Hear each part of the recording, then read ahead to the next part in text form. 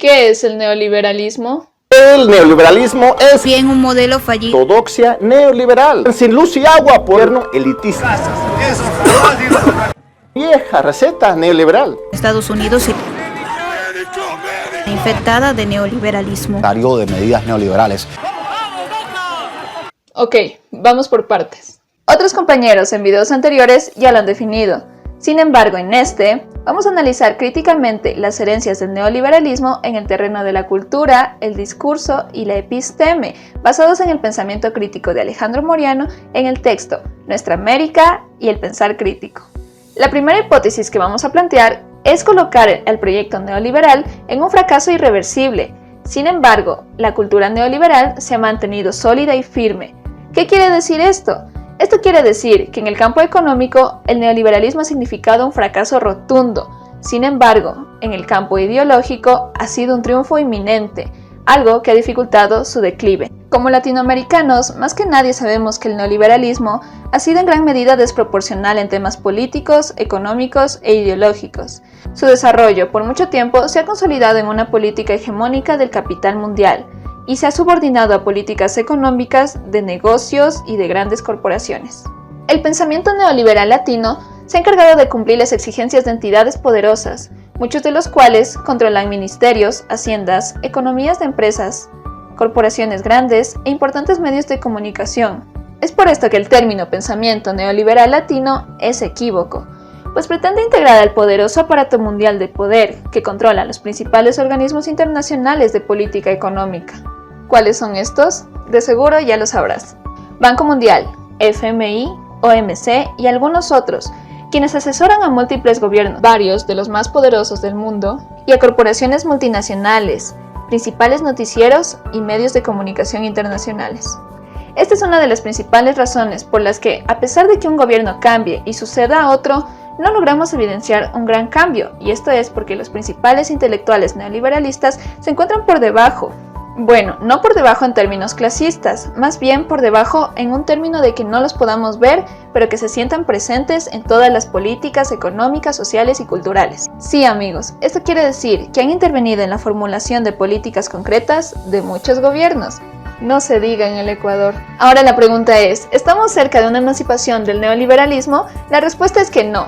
El pensamiento neoliberal latinoamericano no tiene planes de emancipación. Por el contrario, permanece sólido con ideas norteamericanas y así pretendiendo resolver problemas que muchas veces son generados por las mismas reformas del mercado. La prueba de su mayor eficiencia y funcionamiento no es más que el hecho de que obedece a su autorregulación. ¿Te suena algo?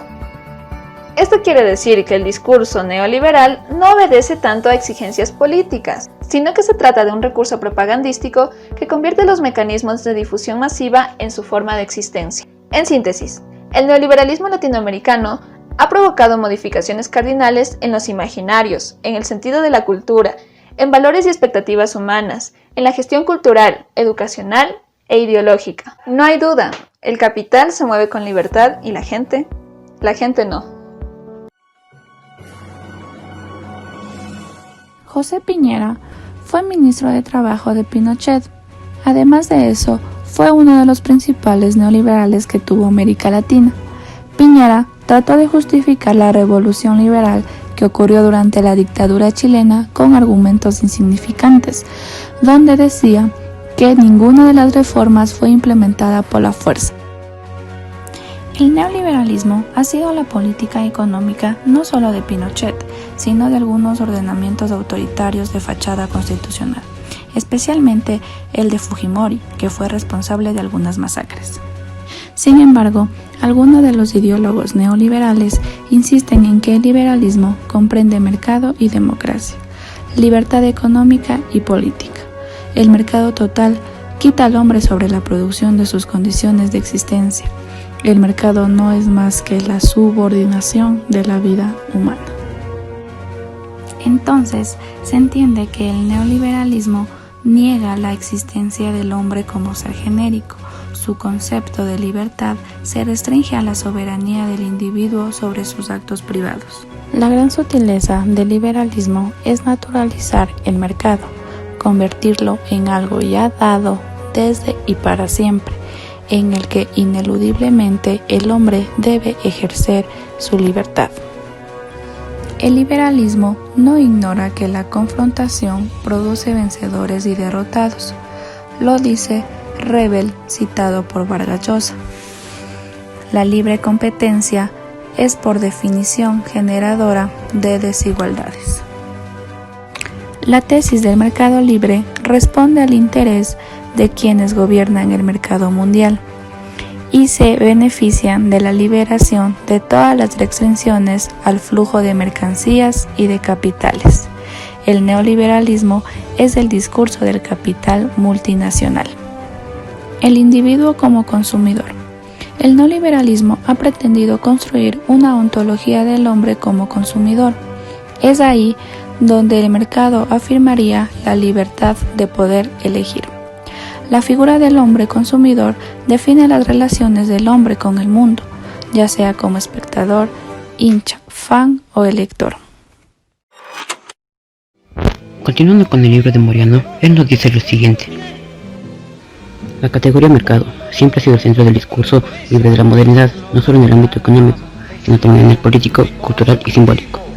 La categoría de intercambio equivalente domina el sentido de justicia e igualdad en las relaciones interpersonales, incluso en el ámbito del amor, en la imaginación premoderna, de amantes y amados, sirvientes y damas, marido y mujer, dos amantes.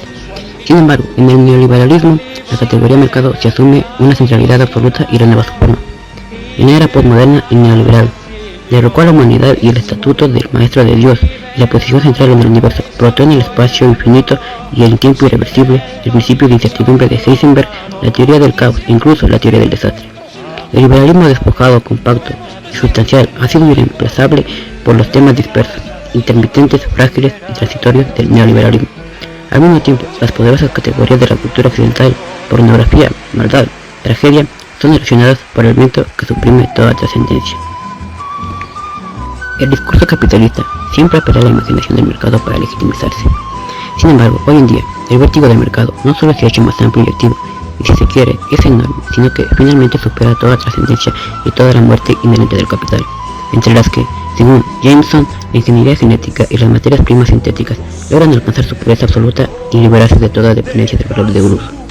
En ese momento, la divergencia entre valor de uso y valor, bienes y dinero, parecía haber alcanzado lo que Baudrillard llamó esquizofrenia del valor de cambio, y con el desarrollo de las tecnologías de la información y la comunicación, la realidad virtual, a través de la moneda de la imagen. Al mismo tiempo, el despliegue de los medios de comunicación ha mejorado el control del principio de realidad, que es la base de la realidad virtual. Solo hay cosas en circulación en los medios de comunicación.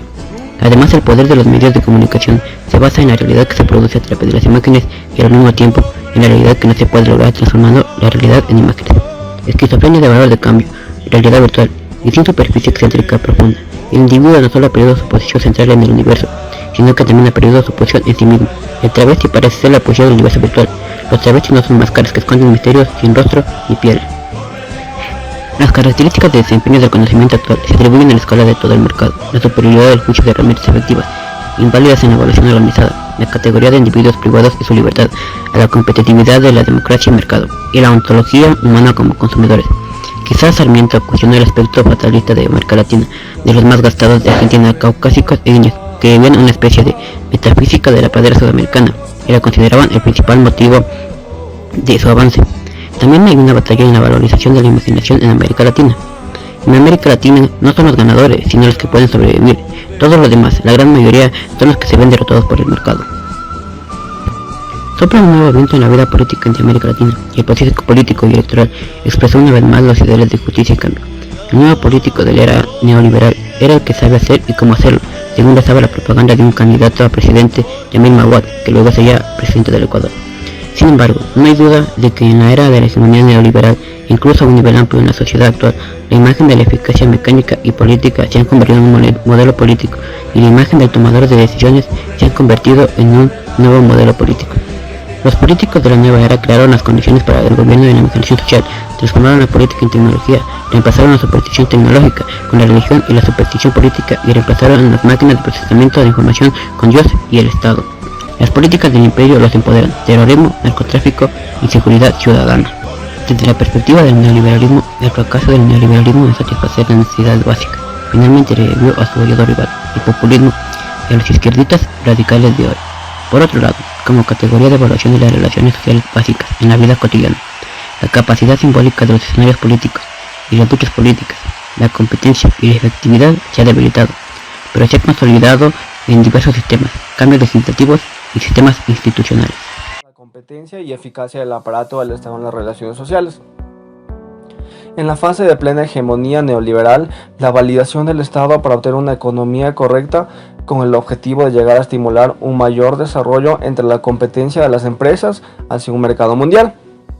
Según las investigaciones, señalaron que esta estrategia neoliberal no ha tenido el avance que se esperaba, sino que se ha considerado como negativa, ya que la llegada de las nuevas tecnologías cambiaron la principal actividad. Transferencias que se realizan en el interior de un sistema corporativo, como consecuencia trajo un desplazamiento de la categoría de productividad, como el desarrollo de fuerzas productivas y la categoría del mercado, que se sitúa en el problema de una organización de trabajo, en el despido de trabajadores y en una mejora de ventas. Hoy en día ya desapareció por completo la cultura del estado de bienestar, por lo que el aparato del Estado debe proveer a la población de servicios básicos, el pleno empleo y la redistribución del ingreso.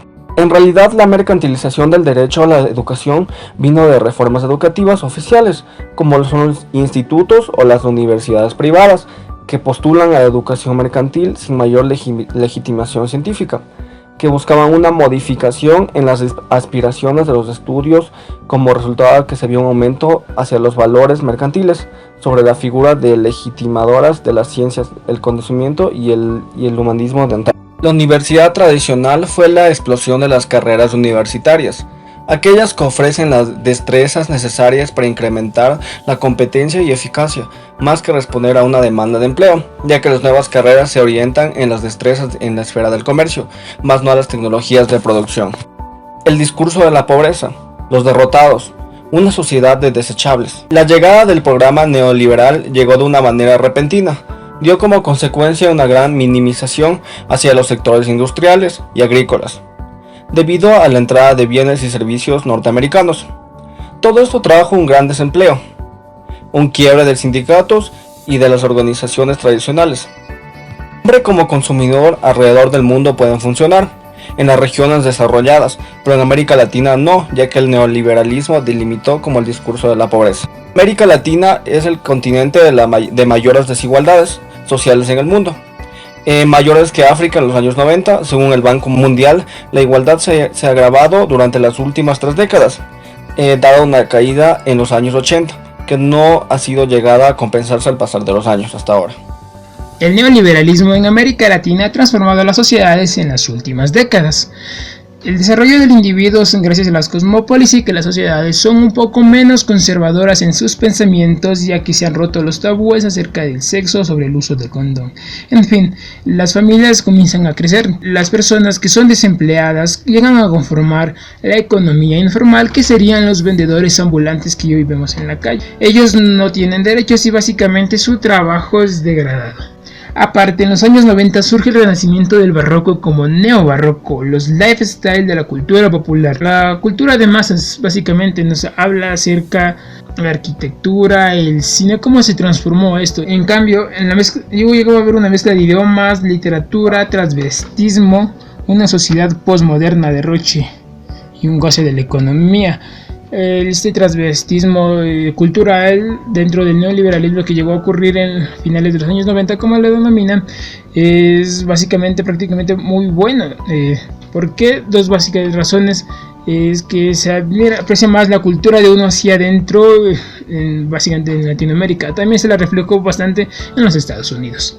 Aparte, el autor Moreano nos dice en un breve texto de por qué la región latinoamericana no se puede unir solo por sus cuestiones étnico-territoriales, por los estados multinacionales. En la modernidad son Bolivia, Ecuador y México, porque tienen abundante cultura y bueno, Ecuador es un país multidiverso. Y que el neoliberalismo empuja la desintegración macro-regional. Esto quiere decir que no están de acuerdo en que la región esté unida. Marcus Herbert en los años 70 formulaba un pensamiento crítico desarrolló que la liberación individual y social bajo el poder de los burgueses. Quiere decir un nuevo pensamiento acerca de que no deberíamos estar bajo el poder de las sociedades capitalistas, salir ya de ese sistema. El neoliberalismo logró imponer su visión del mundo, poder, dominación y pensamiento social. El paradigma de la revolución. La era neoliberal hizo consumar la sociedad y el pensamiento unidimensionales, descritos y cuestionados por Herbert Marcuse en los años 60. En su visión, la contención de las fuerzas críticas de la vida social y política, así como la del pensamiento, no venían de una política déspota de poder, sino de la administración de una relativa abundancia que venía a ser generada por el aparato económico. El capitalismo ha debilitado el estado de bien y ha revitalizado la precariedad y competencias laborales, luego de poner su concretación en el movimiento obrero de los países desarrollados en la más profunda derrota de su historia, y en una fase en que un gran proyecto de industrialización de los países subdesarrollados ha fracasado, al igual que el esquema de la guerra nuclear que ha dejado totalmente de funcionar. En América Latina, en el mismo periodo, el neoliberalismo logró imponer su visión del mundo, al igual que la invisibilización del capital. Hemos pasado de la plusvalía directa a la extraordinaria. Mientras mayor es la explotación del trabajo, menor es su visibilidad. Una herencia positiva, los movimientos sociales. El neoliberalismo debilitó significativamente los viejos movimientos sociales. Trabajadores y sindicatos, campesinos sometidos a la hacienda, pobladores de los barrios incluso miserables, y en su época surgieron los llamados nuevos movimientos sociales, ya antes mencionados. Estos se asentaban en una problemática de reconocimiento y de la identidad étnica, al igual que la de género, de orientación sexual, que abrieron el horizonte de una nueva política. Cada uno de los nuevos movimientos sociales ha tenido su propia historia, más allá de su especificidad étnica y campesina. Dichos movimientos llegaron a convertir un centro de resistencia contra el neoliberalismo. Se podría decir entonces que si en una primera fase los llamados nuevos movimientos sociales propiciaron una renovación del horizonte de la acción política, integrando la problemática de la identidad, de la interculturalidad y la vida cotidiana, en una segunda fase han sido centros de lucha contra el neoliberalismo para unirse al surgimiento de potentes movimientos nacionales, al igual que de nivel continental. Sin duda alguna, esta es la mejor herencia que hemos recibido de la era neoliberal.